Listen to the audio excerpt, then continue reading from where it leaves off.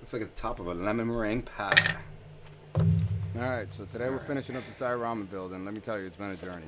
Graffiti mistakes, pink foam drama, and even tiny garbage bags we're making here. Before we get started, let me explain why I'm doing a voiceover. I had some serious camera issues while filming, overheating, running out of storage. I mean, you name it, it happened. I was tired, I was exhausted after work.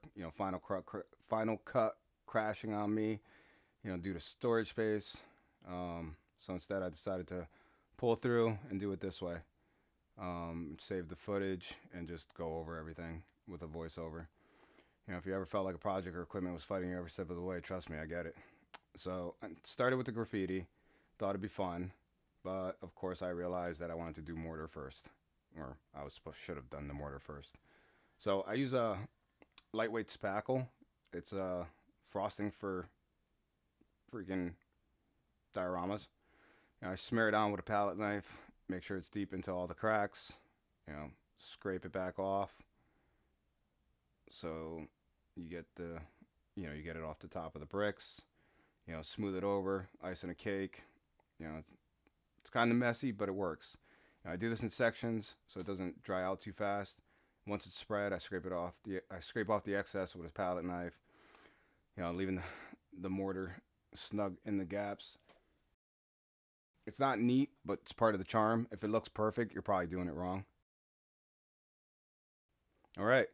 So after you get it all smeared on there into all your cracks, fill in all the mortar lines, scrape off the excess. You're going to come through with a microfiber cloth or a towel or rag or whatever you have, your sleeve, if it's all you got, and just keep wiping it off as you go. I start on one side, work my way over, trying to not smear what I just wiped off back onto the clean surface. Microfiber cloth is cool because it kind of pulls into the lines and gets that down a little bit. And you'll see when I hold it up to the camera how your brick is still three dimensional. Right here, you'll see when I get up close, the mortar lines are recessed behind the brick, which is awesome, and it gives it that realistic look. And here I'm just bringing it back up to the camera after I took a break. Let the detail in the spackle dry a bit, and come back through now. The mortar had dried. Start doing some more. Next, I'm gonna go into working on the sewer drain. So I decided to add a sewer drain because I messed up the street cut. I left the dip in the road when I cut it out, and I was like, hey, how can I make this work? And I thought it'd be perfect for a little drain. I started cutting out the section, pulling the foam pieces out with this little clay tool. Once I, went around the edges, then you got to figure out a way to dig in there. And the clay tool was what I had. And whatever you have that works, use it.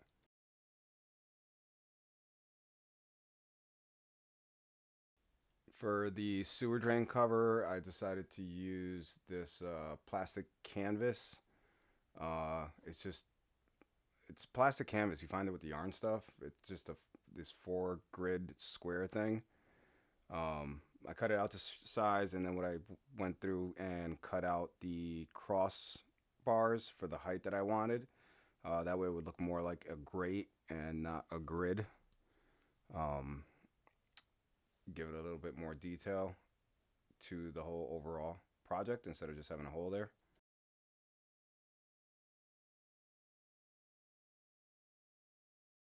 Then now I put a drop of black paint into the sewer hole and just, spread it around with the paintbrush, trying not to get it too much onto the gray and whatnot, and just darken it out. It's just a depth thing. I wasn't looking to do anything crazy in there. Then with the hot glue, I just take that plastic canvas and just glue it right in place. And there you go. Little hot glue stringy hanging off and everything right there for you.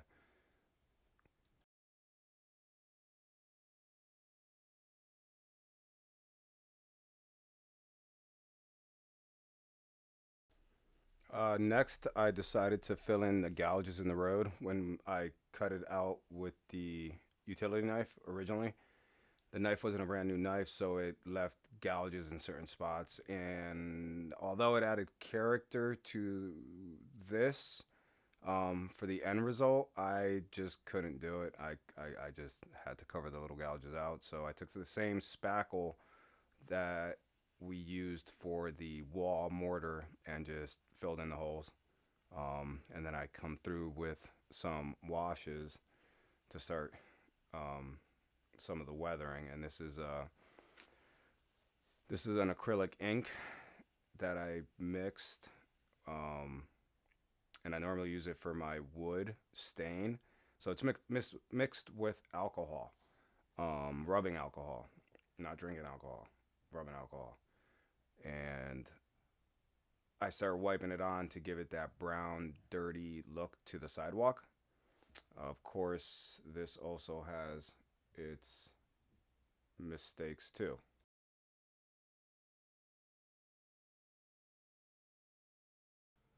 All right, here's the thing. I didn't mix the gray paint I put on for the foundation or the base coat and whatnot. I didn't put it on thick enough.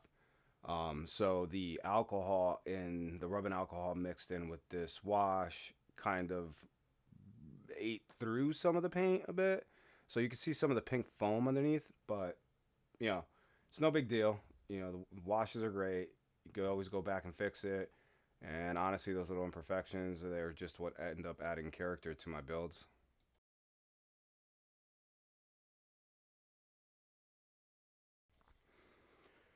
So after I took a little break, responded to some messages, came back. The spackle that we did on the street to cover the little gouge marks, that was pretty dry. So I ended up grabbing some black paint, just painting that all over, hiding all the white that the white spackle, just getting rid of that. Um, yeah, nothing says realistic street like covering up evidence of your mistakes. At this point, we're not just building a diorama; we're building a cover story.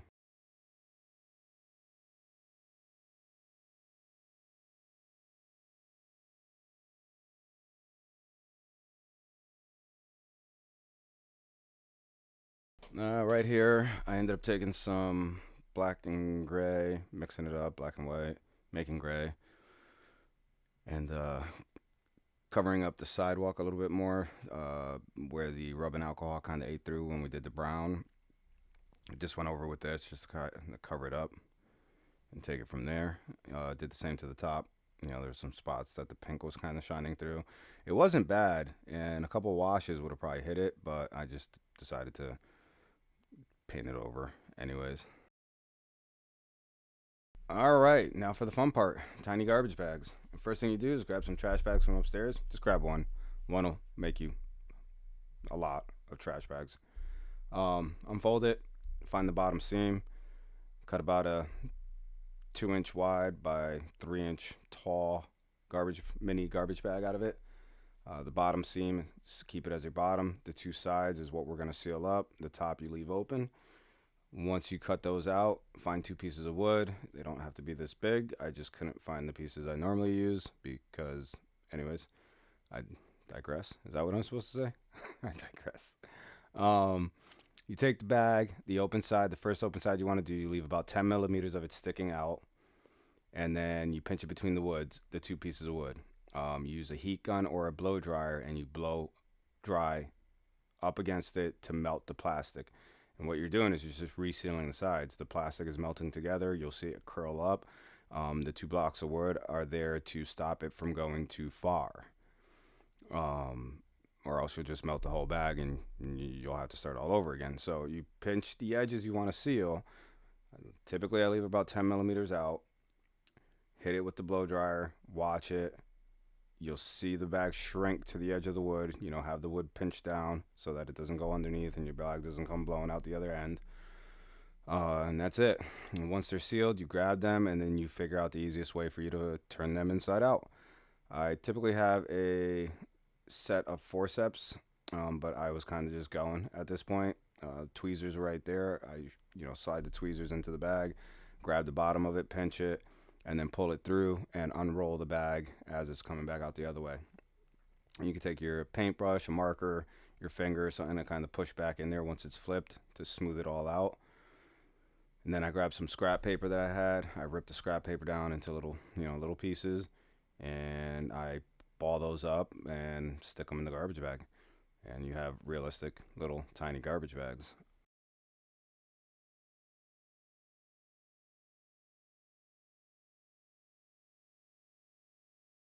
You could take a paintbrush, like I did here, and stuff it down a little bit more.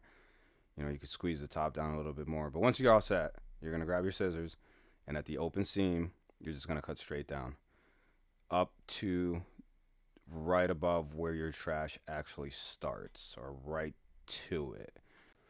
Cut an extra bag if you have to, and just use it as a test. Once you have them all filled in, push down, and your slits cut down the middle to make your two little handles. You're just gonna, make sure the trash is in there. Then just tie it together in a knot. I think it's a regular square knot. Over under and pull through. Just have to go around once. The plastic holds itself. Get it nice and tight. Make the bag look nice and full. I believe I did two on this one, two little knots. And then that's it. Come through with the scissors, cut off the excess off of those two little pull handles you had, and you have a little miniature garbage bag ready to go for any scale you want, depending on how big or small you make them. And you can make them for, like a dollhouse, and put them outside the dollhouse, inside the garbage cans on the side of the house, just on the side of the house if you're into the abandoned look, which is more what I'm into. Just scatter them wherever you feel you want to put them.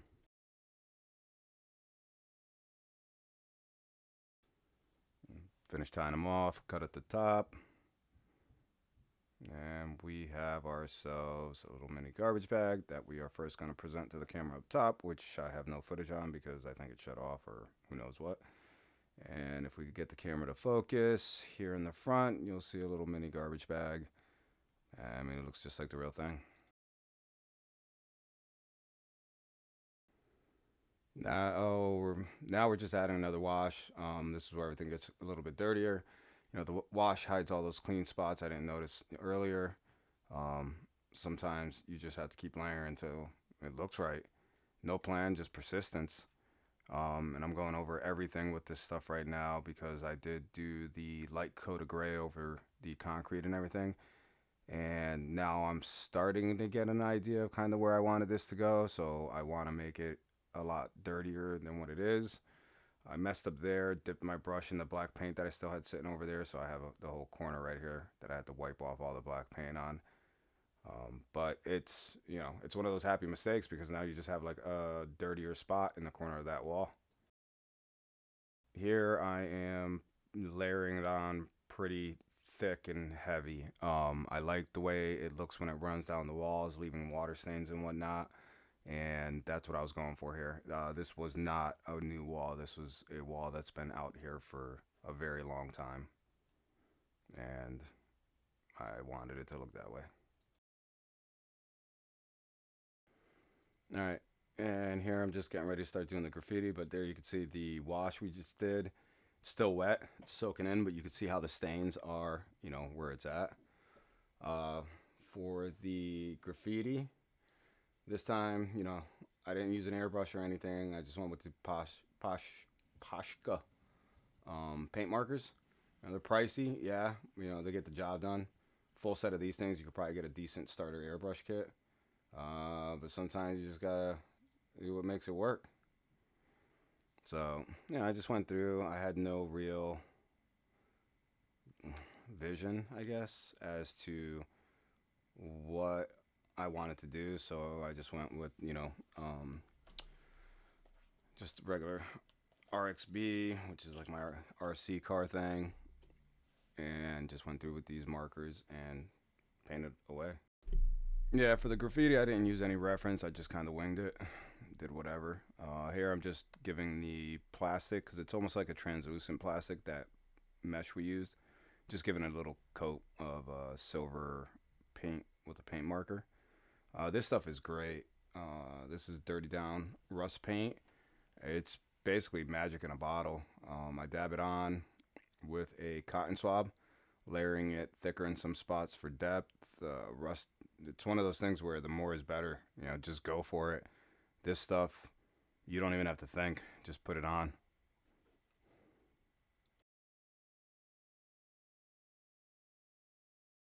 All right, finishing touches. I went through with the X-Acto. I made a couple cracks in the concrete, widened them up with the pen, as we did with the mortar, just to make them a little bit bigger. And I kind of just scratched in some more with the pen, as is.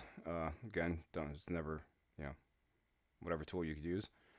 Then I start cutting up some scrap paper, setting it up, mocking it up ideas for the final details.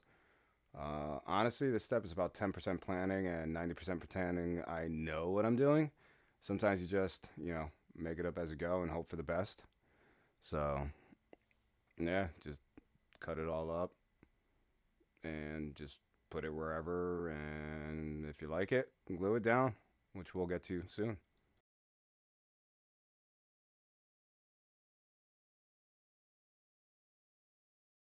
Yeah, then once you have it all mocked up, I'm kind of ready to go. I come in with the hot glue gun. I glue down the back piece and the garbage bags with the hot glue.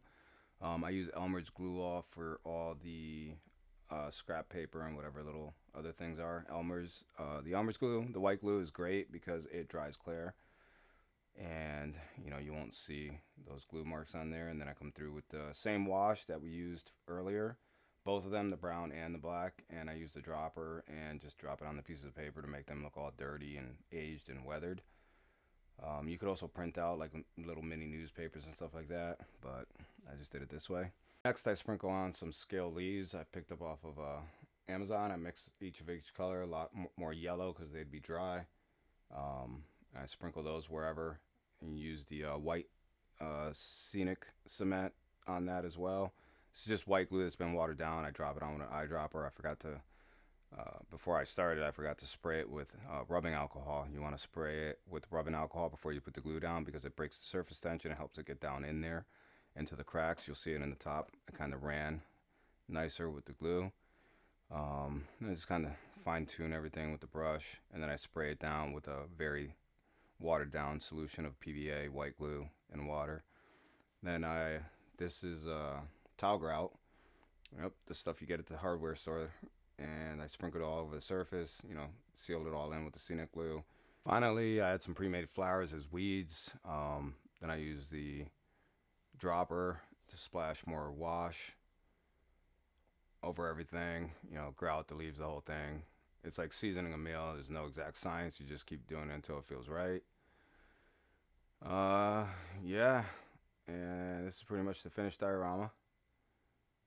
Mix of mistakes, improv, stubborn persistence. If this video helped or you just enjoyed it, let me know. And hey, let me know in the comments what's the weirdest tool or trick that you've used in a project. I'd love to hear your stories. Remember, creativity isn't about perfection. It's about showing up, making a mess, enjoying the process. Until next time, keep building, and maybe don't forget to drink your coffee next time.